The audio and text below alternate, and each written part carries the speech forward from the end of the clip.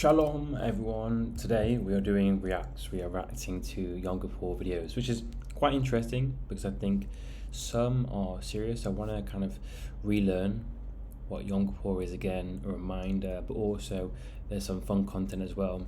I know Yom Kippur is about reflecting, but at the same time I think for a lot of people listening here, maybe you don't fast, maybe just like you know what Yom Kippur is, and maybe there's an opportunity to learn a bit more, or smile, or learn, or reflect. Let's get straight to it. Okay, here we go. A lot of rabbi content. This is gonna be there's a lot of content, so getting it all done in this video is gonna be challenging, but let's start it. A lot of people know about Yom Kippur, which is the holiest day of the Jewish year, but they don't know what it means. It actually means the Day of Atonement. And atonement is actually one of those words that the English language gets very, very right. The original etymology of atonement is at one-ment. Atonement means where you and God become reunited, when there's no more ego separation. And at that level, all of the things that we did that got in the way of our relationship with God fall away and disappear. So the atonement, the cleansing that happens, is really the byproduct of getting back in touch with God on a level of absolute oneness. I like that. At the beginning, I was a bit confused, but that ended perfectly. Let's do another one. Okay. This Yom Kippur fact will shock you. One thing that people don't know about Yom Kippur, and I think many people will find this shocking, is that if you are Jewish, it is better that you should not go to services at all, stay home, and keep the entire holiday as far as refraining from labor and refraining from eating. What constitutes refraining from work, from labor, you can research it. There are 39 forms of work that's prohibited on the Sabbath and on Yom Kippur, but it's better to not go to services. People think the whole thing is about going to the services. It's better to stay home, to keep the entire holiday from before sundown till after the following sundown, which comes out to about 25, 26 hours, and that is preferable than going to services. I am so happy he said that, because literally over the last 24 hours I have posted a video on TikTok about fasting, and everyone in the comments was like, shocking you're not going to shul, it's better if you go to shul. And I'm like, I'm literally creating a video about fasting, and here we go. So this is a big FU to everyone who just hated on my video literally about fasting. Oh my gosh, I feel good because I felt bad. I was getting so much like negative comments and messages saying, oh, shocking you did a Yom Kippur video about fasting at home. Boom. That made me very happy. Sorry, not FU, that's not right at all, but it made me very frustrated that people just be so negative. Anyway, that's my anger out. Anything else? Whoa, what is Yom Kippur? This looks like a great AI video. Yom Kippur War, actually it's pretty good. I really like the creator here, she's amazing. But I want to go back to this video. We're going to finish on this video because I think that's really important, learning about Yom Kippur War. And actually, I think I need to remind myself of what happened. So let's do a few more like shorts, and then we're going to go back to this video because I think it's really important. Let's go to some TikToks. This is the video. I'm not going to do my own video, like, it's just, I'm just not, I don't want to watch my own content. Let's see what Miriam saying there, the TikTok legend. Amen. Amen. Hi, my name's Miriam. I'm an Orthodox Jew, and I share what my life is like. Tonight starts Yom Kippur, the Jewish Day of Atonement, and I am preparing our last meal before a 25-hour fast, not eating any food or drinking any fluids. What's unique about this year's Yom Kippur is it falls out on Saturday, on Shabbos. All other Jewish fast days, we are not allowed to fast on Shabbos, so they would get pushed off until Sunday, except for Yom Kippur. And unlike all the other fast days, we are not mourning something sad. We are fasting because it's the holiest day of the Jewish New Year, and we are trying to be as much like angels as possible and separate ourselves from bodily pleasures and needs. I am also 8 weeks postpartum and exclusively nursing my infant. If this was a minor fast, I would not participate, but because this is one of 2 major fasts, I am going to. This is my own personal choice, and if I feel like my body's not Okay, nice. Actually, something very interesting that video made me think was I was asked last week, am I going to fast for Yom Kippur with all the marathons coming up? And I was like, yeah. But then I thought about it, and I was like, it does make a huge impact on my training because I'm having so many calories each day. I'm drinking a lot of electrolytes each day. I'm having a lot of water each day. And because I'm running so much, like I ran a 30-kilometer run yesterday, I'm also eating a lot for my energy levels. So having a full 5 hours where it's no drink, no food, I'm curious to see how my body's going to react the day after, because I have a run planned. I've got a run planned the morning of Yom Kippur, like before the fast, and then the day after, and I'm going to see. It could absolutely be chaos or could be pretty good, but yeah, I am going to be fasting. 5 things Jews don't do on Yom Kippur. 5 things Jewish people don't do on Yom Kippur. Number 1, no food or water for 25 hours. Number I 2, do that. no baths or showers. Ooh, we could do like a quiz. Do you do all 5? Now, I do have a shower. So shower and teeth, I know, are like big questions in the Jewish community, and most people won't admit to it because they're like lying. I will still have a shower, but less than I usually would have. Number 3, no lotion, no makeup, That's fine with me. I don't do I have no skincare routine. no ointments, no perfume. Number 4, we don't wear leather That's fun because everyone just has really random shoes. footwear. Go get your sneakers out. Number 5, intimacy of any kind is forbidden. The Torah tells us on Yom Kippur we must afflict ourselves. It's a day Well, being single, that's a win. we try to be a little less physical, a little more spiritual, and connect to God.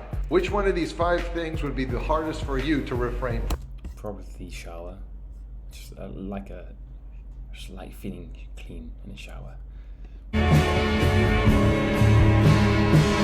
This is interesting actually. Yom Kippur in Israel. So this is the first time I'm actually going to be in Israel for Yom Kippur, and because I'm so drained on Yom Kippur, I'm not going to be able to experience like Yom Kippur in Israel, such as everything's closed, people are cycling. So I really want to enjoy this experience, but at the same time, I just accept that I'm not here to cycle. I just want to fast and repent, basically. And that sounds like quite a religious answer, but I don't even have the energy. If I had the energy, I may, but I haven't got the energy to cycle.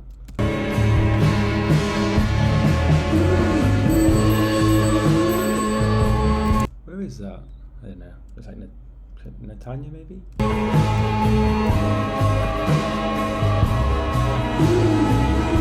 I got 104k likes. What? That's great. They lied to you. Ooh, there's a lot of different videos explained. No, I don't. Could we get like an? I'm not interested in celebrity stuff. I think we, all as humans, we fantasize over celebrities way too much. If we stop listening to celebrities, I mean, we won't be so offended all the time when they give us, when they give their opinion. Let's look at the Fun fact. Let's look at the State of Israel's page from 2023. Jews will mark Yom Kippur. God has a postal service. Anyone in the world can write a letter to God and it will end up in the Western Wall in Jerusalem. The Western Wall is the last remaining wall of the ancient Jewish temple. It is one of Israel's most visited sites and is believed to be a direct line to God, which is why people place handwritten notes of prayer in the cracks between the stones. So for those of you who can't make it to Jerusalem and deliver your prayers to God directly, the Israel Postal Service has you covered and will make sure to deliver your note in between Jerusalem's ancient. I had no clue that was a thing. Very, very clever. Fun thing about the Western Wall, that twice in a year, before Rosh Hashanah and Pesach, all the notes are taken out and buried. So you've always wondered, like, how many people will actually go each day going to be thousands of notes for the last years. They get cleared out and buried. Don't worry, not binned away, just buried, which logically made sense. It's interesting that. Oh, yeah, this is my video. Well, that is not my video. Well, they don't want to show me my video. That's quite upsetting. On my Adam. Okay, now it's just not operating. Okay, let's go back to YouTube and let's watch. Let's talk about, well, let's learn about the Yom Kippur War. Today we are diving. So she's great.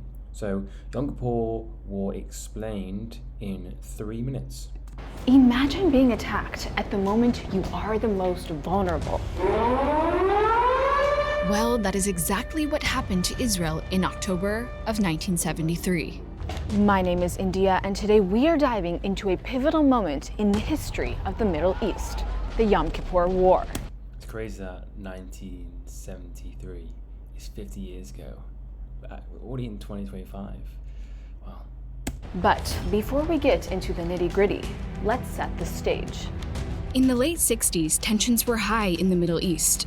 Israel, a young nation, had just expanded its borders significantly after the Six-Day War.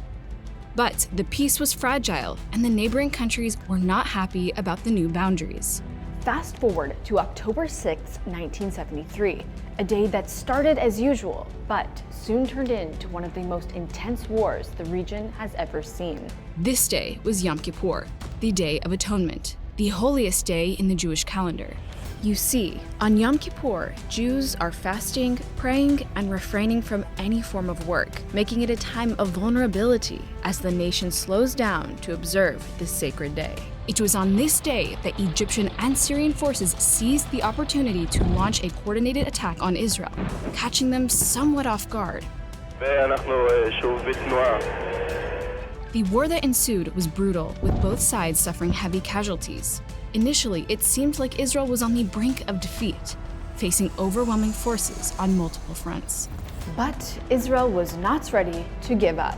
Through swift mobilization of reserve troops, innovative tactics, and fierce determination, they not only defended their territory, but began pushing back the invading forces.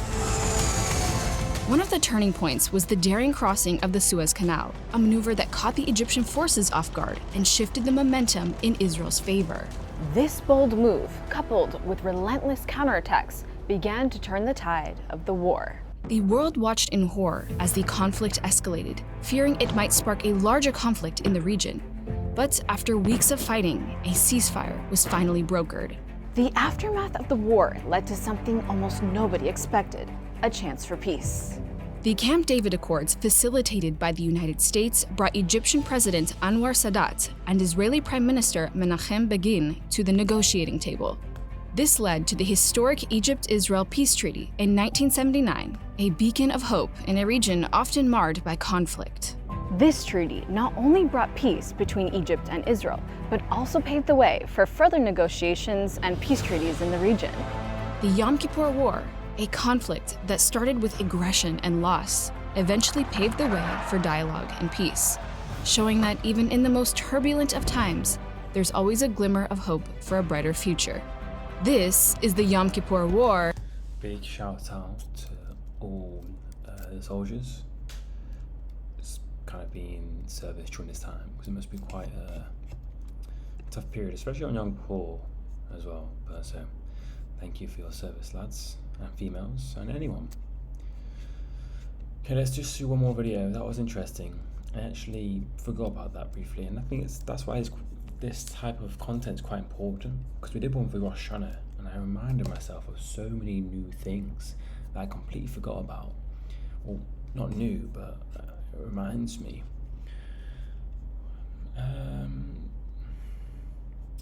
Any more YouTube shorts? That's gonna be interesting. Ooh, Yom Kippur breakfast meal.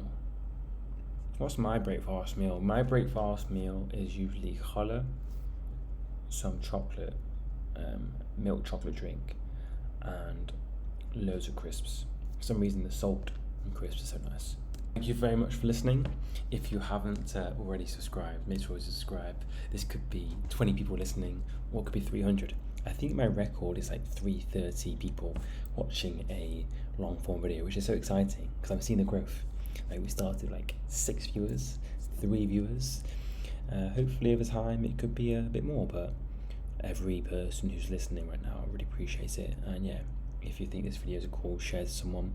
I hope to do more long form. We have Toronto, New York Marathon coming up, Sukot coming up, so a lot of content to do, but also I'm very flexible in the content you want. So we have a lot of ideas, but if you are a viewer who watches a lot of content and you like my content and you like have feedback, like yes, I'm fully aware my setup, my audio is very, very first step, but I'm gonna improve that over time. I just want to prove myself, consistency first, and then improve the equipment. But like, what you want to see here is, let me know, because I'm not going to be doing news. I'm not political. I don't have an interest in that type of stuff because I want it to be kind of this for all ages, suitable for everyone, a bit of fun. So yeah, grateful. Have a lovely day.